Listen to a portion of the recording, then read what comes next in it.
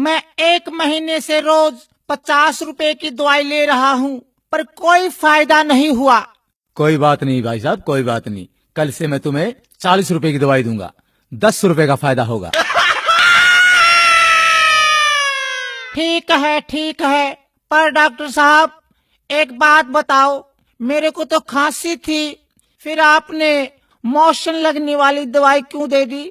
वो इसलिए तू अब खांसने से पहले 100 बार सोचेगा।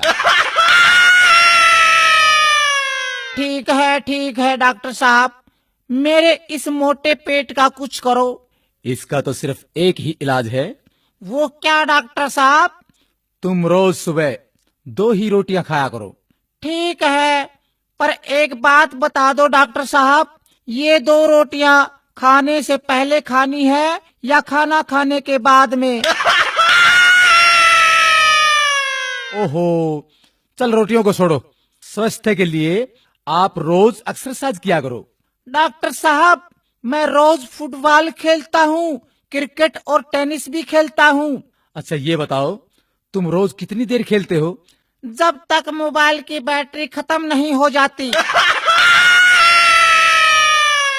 ओहो, बड़े मूर्ख हो यार, तुम तो पागल हो गए हो। कैसे हुए? मैंने एक विधवा से शादी की, उसकी जवान बेटी से मेरे बाप ने शादी की, तो मेरी वो बेटी मेरी माँ बन गई। उसके घर बेटी हुई तो वह मेरी बहन हुई, मगर मैं उसकी नानी का शौहर था, इसलिए वह मेरी नवासी भी हुई।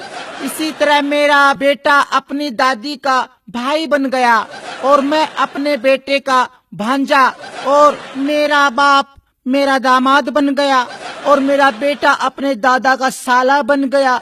और अबे चुप कर, मुझे भी पागल करेगा क्या? लो ये मैं दवाई लिखता हूँ। डॉक्टर साहब दवाई जरूर लिखो, लेकिन कड़वी मत लिखना। अरे चुप कर बैठ। डॉक्टर साहब दवाई जरूर लिख दो, पर कड़वी मत लिखना। मैं तेरी खातिर 1 किलो जलेबी लिख दूं? बैठ जा, ज्यादा मत बोल।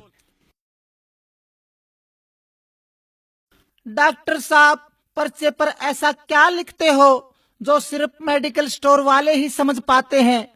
मैं लिखता हूँ, मन्ना तो लूट लिया और तू भी लूट ले।